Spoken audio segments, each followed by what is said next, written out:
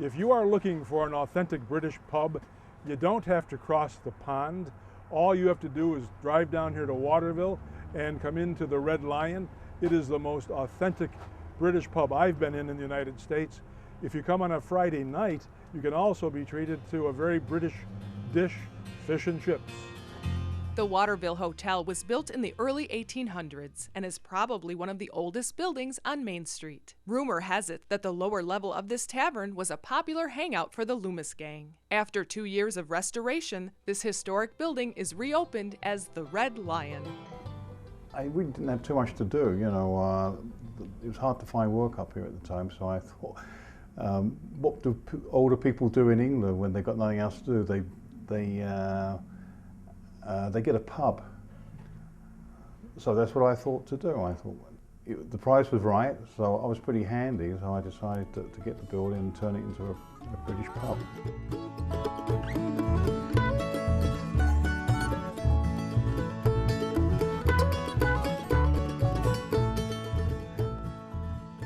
If you're looking for a good old-fashioned hardware store where you can find anything that you might need, you can come here to Morgan's Hardware in Waterville. It's been around for generations.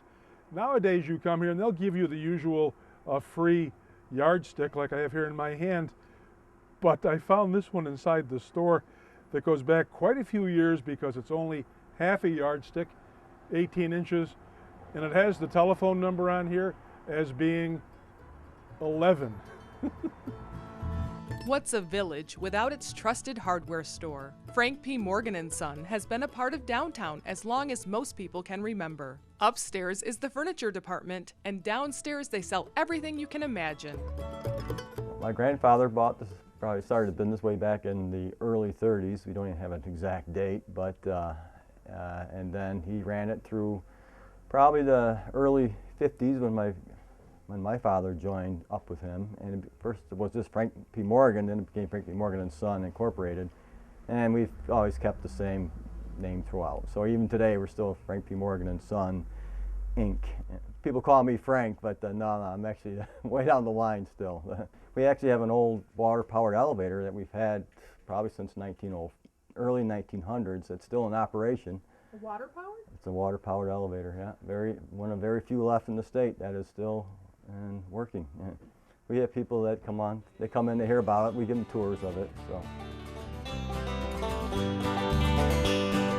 There was music in the valley, there was music in the air, there was music all around me, there was music everywhere.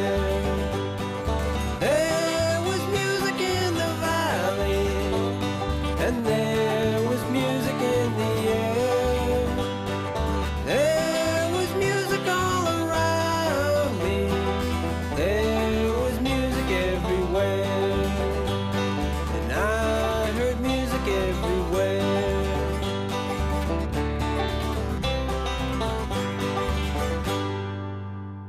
We were sad to see that Michael's restaurant was gone from the village, but we were relieved when we were told that he had expanded to a larger site. Michael's Fine Foods and Spirits is now located in the historic building at the intersections of Routes 12 and 20. I was down in the village for about 4.5 years. I opened in February of '05 and just opened this one back in the end of August. And so we've been here for a couple of months now. I've always had my eye on it, and it's a great building. It was built back in 1799, and I've just always, every time I've driven by, I've just wanted it. And he finally put it up for sale. The lease at the other building was coming up, and I wanted to own and start to build on my own. And so I grabbed it. The timing was right, and here we are. Through the whole, we worked on it for about 6.5 months, and solid, and the whole time in the back of my head I wanted people to feel like they were coming into my home and being comfortable and feeling with a special feeling that they don't get at every other restaurant. You know, it's comfortable, and I really think that we've achieved that. One of the biggest compliments that we get is that it is so comfortable and welcoming, and people just leave feeling good. So that was important in the whole remodeling process. So. Talk about fine dining with country charm. Right here at Michael's, beginning with the appetizer like I had, stuffed mushroom, right through to the entree. Michael is still working his culinary magic, and it hasn't taken people long to find out his new location. For all the sons of immigrants, the sons of the native land, there are sons yet to be born to carry on the work we... Back in the village, we tour C&H Plastics. Next year, this company celebrates 40 years in business, having grown from 9,000 square feet to a new 56,000 square foot modern building. Here they design and mold plastic parts through the process of thermoplastics injection molding. In 1970, we started. My partner and I both had worked at GE Radio for 20 years, and they closed the doors down there, left town, and rather than move to another state, we decided that we would go in business. We had kidded about it for a few years, but we decided to do it. Primarily right now it's just medical products and make a few tiles and some floor tiles and stuff like that. Here at C&H Plastic, the raw material comes in like this, like little pieces of rice. It is then molded into something like this.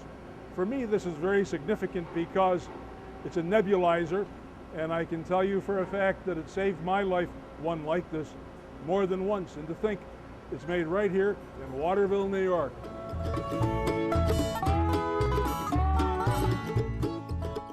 To make sure that things are accurate here, they use what's called a visual magnifier. They showed me how it worked, but then we put a penny under it and something I didn't know. I've always known that Lincoln was on it with the Lincoln Memorial, but with this visual magnifier, you could look into the memorial, and there he is sitting in the middle, Abraham Lincoln. Traveling round